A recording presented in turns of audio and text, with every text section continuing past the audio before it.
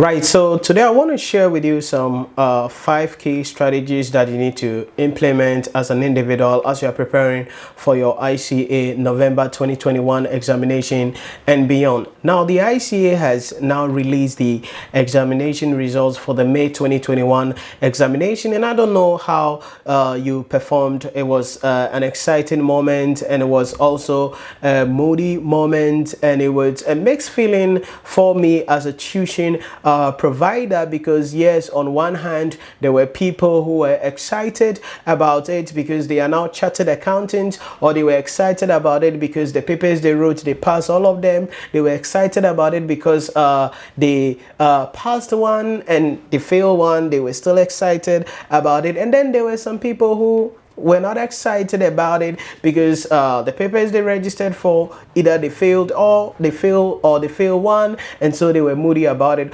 Whatever the results were, whatever the outcome was, that is what it is. But then you need to now gear yourself up for the future as we go into the November 2021 examination. But for those of you who have chatted now, I'm really excited about it for you guys, and congratulations as you move ahead to the next level or the next phase of your professional journey as an accountant. And it is my hope that you'll be able to find success, continue to improve yourself, and most importantly, stay on the cutting edge and become more successful as you climb the corporate ladder, or better still, establish your own firm and do your own things legally and as per the standards in that case. But I want to share with you some thoughts, 5 key strategies that I believe you need to implement as an individual if you want to position yourself strategically to pass the examination. Now, one of the things you need to understand is that when it comes to the examination, one of the things I hear a lot of people saying is that, oh, Nhyira, when you do the exams, no matter what you do, ICA will still fail you. Now, that is a myth that has to be debunked in the first place, because you see, ICA, nobody knows you there. Nobody is there to fail you. It is what you do that will produce the results that you have at the end of the day. So if you screw it up, you're going to get a screwed up result. If you put in the effort, you're going to get a good result at the end of the day. And so today, 5 key things that you need to put in place, implement today into your life, implement today into your calendar, implement today into your persona as an individual if you want to become successful as fast as possible on this journey, and most importantly, take your life to the next level. Number 1 is the mindset. Now, if you're a follower of my work, one of the critical things I share my thought on a lot, it's about mindset, because the way a man thinketh in his heart, so is he. And whatever you continuously think about, whatever you imagine, that is what you receive. Whatever you see out there, that is what comes in. And many of you have a wrong mindset about the ICA examination. Some of you have a mindset that management accounting is difficult, financial reporting is difficult, corporate reporting is difficult, principles of taxation is difficult. Oh, it is difficult to pass financial management. There is nothing difficult about it. Every subject, every profession has its own jargons, its own languages that you need to understand, its own principles that you need to understand. So if you are going into the exam hall, you want to make sure that you have the right mindset, the mindset of positivity, the mindset of understanding that you can do it, the mindset of taking away the negativity around you, because there are many of the people who advise you or tell you about the ICA examination, or tell you about how difficult the examination is, are people who are not in the right position to even talk about the exams. And I keep on saying this all the time because I've seen people who have never written the ICA exam before, but here they are giving advice and saying that the exams is difficult. If you ask them, why is it difficult? He said, I have heard. If you're going to go into the exam hall, you cannot go into the exam hall with I've heard, because the I've heard is always negative. The I've heard is always something that is demeaning. I've heard is always something that is not exciting, and something that would discourage you and may limit you in order for you to pass the examination. So what am I saying here? The first thing you need to understand is that you need to have the right mindset. Have the mindset that you can do it. Have the mindset that this is possible. Have the mindset that it is one of those things. You did first degree. You did your master's. Some of you did your master's. You've done a lot of courses and you are successful in it.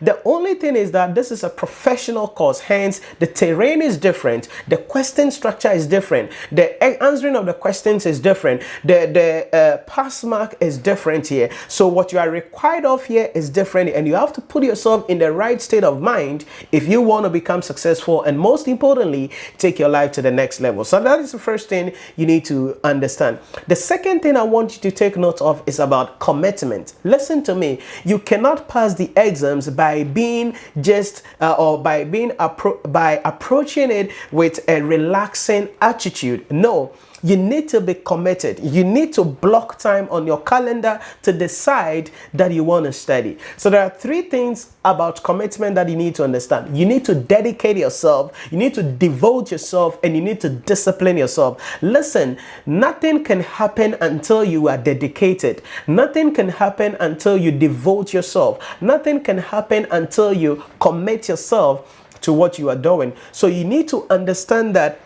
you need to discipline yourself. Listen to me. Start, like I keep on telling you all the time, start learning today. Start studying as soon as possible. Don't wait 2 weeks to the exams, then you study. I've heard people telling me that, I used 2 weeks, then I passed the exams. Then sheepishly, some people follow that norm, and because they think that it works like that, so they sit down 2 weeks, then they become serious, they take leave. 1 week, they become serious, they take leave, then sheepishly thinking that then when they go to the exam hall, they're going to pass. And when they go to the exam hall and they fail, then they are like, oh, the exam is difficult, I work hard. You didn't do anything. You didn't do anything.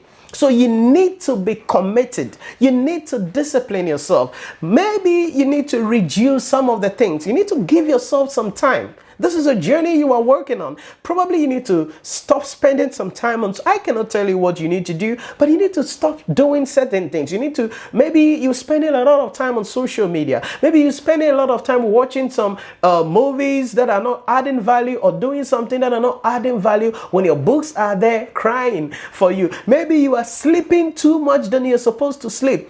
Commit some time, discipline yourself, have a time for yourself, and make sure that you are going to do this. So number one, make sure you have the right mindset. I cannot overemphasize the importance of this. Number two, make sure that you commit yourself, discipline yourself, devote yourself to this course, devote yourself to this mission. Then number three, make sure that you are going to be disciplining yourself. You see, it takes discipline to become successful. It takes discipline to build wealth. It takes discipline to build anything substantial. You cannot come to fruity just overnight. There is nothing like overnight success. It doesn't happen. Nobody sleeps and wake up and becomes successful. No, it's going to take a lot of time, a lot of work, a lot of sacrifices, a lot of heartbreaks, a lot of ups and downs for you to become successful.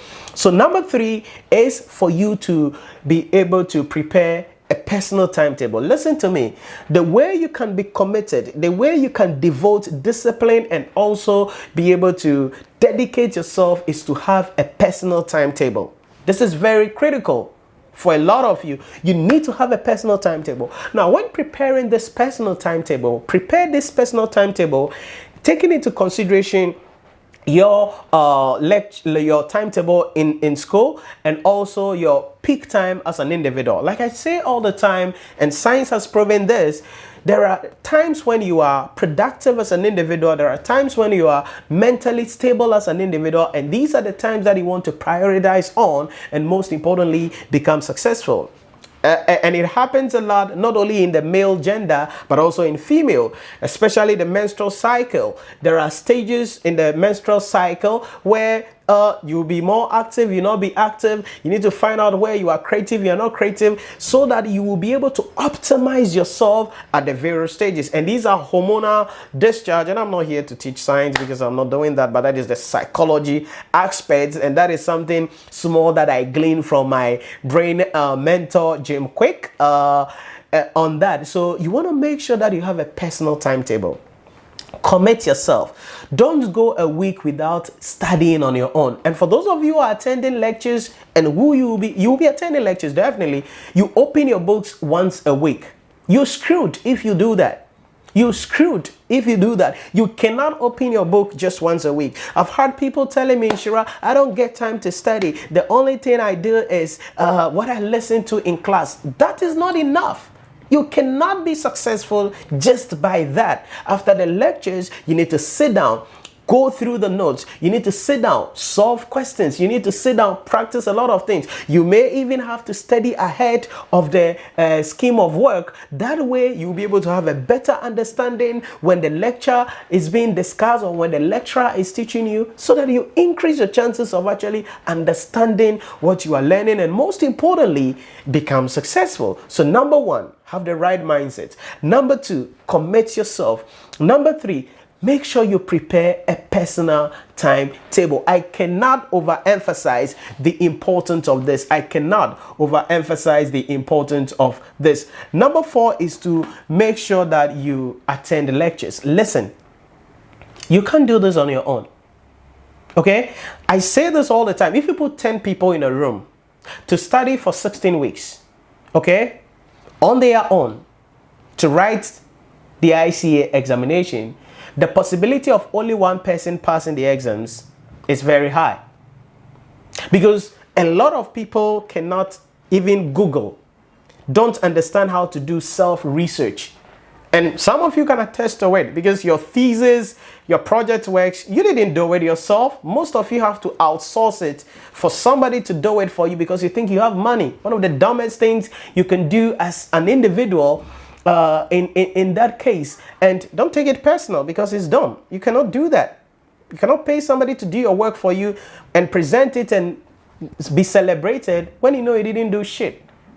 And so that is a wrong thing. So you want to make sure that you attend lectures. Why? Because when you attend lectures, the lecturer is going to open your eyes. The lecturer is going to show you the key areas you need to focus on. You don't necessarily have to cover, you have to go through cover to cover in the syllabus in order for you to pass the examination. There are key areas you have to focus on. There are key points that you need to understand. There are strategies on the way you need to go about it. And you need to be part of a community. You need to be part of a group of people who are studying. That way you are able to go through, you are able to become successful. So you want to make sure you attend the lectures. That is very critical. Last semester, for instance, our community was really engaging. You see some people putting questions on the group, then you see people giving answers, then you see people learning, people forming groups, learning on their own, and it was really engaging. It was really that way. You see our dawn discussions, our weekend discussion, we are solving questions, you are part of the community. It helps you to understand what you are doing. It helps you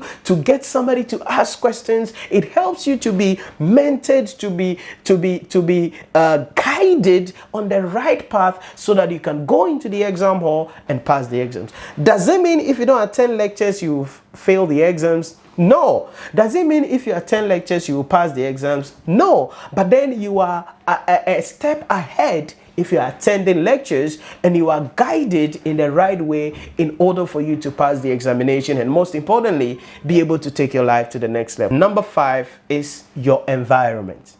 Listen, your environment affects your mindset. Your environment affects your commitment. Your environment affects your ability to even have a timetable. Your environment affects you on where you even choose to attend lectures. So environment is critical. So when we talk about your environment, we are talking about both your physical environment, your psychological environment, your emotional environment, the music you listen to, the voices you listen to, the people you surround yourself with. These are very critical. You want to make sure that you create fertile environments that will guide you. You want to make sure that you create an environment that is conducive enough to enable you to be able to pass the exams. If you surround yourself with people who are not studying, you surround yourself with people who are not putting in any effort, you surround yourself with people who are always talking about things that are not related to your goals, that are not related to your mission, that are not related to your objective, then you're going to be screwing yourself up in the name of trying to please people. One of the dumbest things you can do as an individual is to try to please people, because you cannot please people. You need to live to please yourself. You need to live in your own way, but make sure that you have the right people around you. Make sure that you have the right environment, because the impact or the depth or the wealth of your environment actually determines your future. The wealth of your environment determines your future. So if you surround yourself with like-minded people, you would definitely become them. It has been stated that your life is the average of the 5 people around you. So it is stated also that show me your friend and I'll show you your future. Now there is also one that says show me your friend and I'll show you your character. But then the right thing is show me your friends and I'll show you your future. So if you tell me this is your friend and I look at what he or she is doing, I can tell you, you're going to screw yourself up at the end of the day. These are the 5 things that I believe that going into the ICA November 2021 examination and beyond, if you implement as an individual and become very conscious about yourself and become very critical about the things you do, I can guarantee you, you will pass the exams and take your life to the next level. Listen, this journey is an interesting journey. This journey can be an exciting journey. This journey is not supposed to be a tough journey. This journey is not supposed to be a journey of crying, a journey of pain. No, it's supposed to be a journey where you put in the work, you put in the effort, you go into the exam hall, you pass the exams. Bonus point. Make sure that you write the number of papers that you can pass. Okay, because I've heard a lot of people about this trying to write 4 papers, trying to write 3 papers, but they are very busy. They are, you are a housewife or you have a lot of work, you travel around. Why are you trying to write 4 papers? Why are you trying to write 3 papers? How about writing 2 papers? And I've had a lot of students who I have to talk down or I have to talk to reduce the number of papers. I'm a tuition provider. I run a business. If you write more papers, I make more money. But I'm not interested in the money. I'm interested in your ability to be able to pass the exam. So when they come, they are like, I'm writing 4 papers. Then I'm like, hey, take it easy. What's your schedule like? And I talk them through it. They look at their schedule, then they are like, oh, yeah, Nhyira, what you're saying is true. But I have a goal. I want to pass I want to qualify this time. I say, hey, don't be carried away with your goal. Let's be realistic here. And they do it, they go to the exam or boom. That is how they become successful. So these are the things that I believe that if you put in place as an individual, you'll be able to pass the examination and make this journey an interesting journey. As we begin the journey towards the ICA November 2021 examination and beyond, I'm going to be guiding you on our platform, on YouTube, on Facebook, on Instagram, on our podcast on various platforms, Apple Podcasts, Spotify, Public Radio, Stitcher, and all other platforms. You're going to be getting access to my audio podcast, and you can check all of that in the description to this video. And I'm going to be also hosting or providing live lectures as well for our paid programs or our paid students. And all that is going to be done in order to assist you to pass the examination. But the onus lies on you. If you can implement these things that I've shared with you, I can guarantee you will become successful and, most importantly, take your life to the next level. My name is Nhyira Premium, and as always, make sure you give us a thumbs up on this video. Comment in the chat box, what else do you think we can add to this list in order for us to become successful and take our lives to the next level? I'll catch you in another broadcast. Stay safe and stay blessed.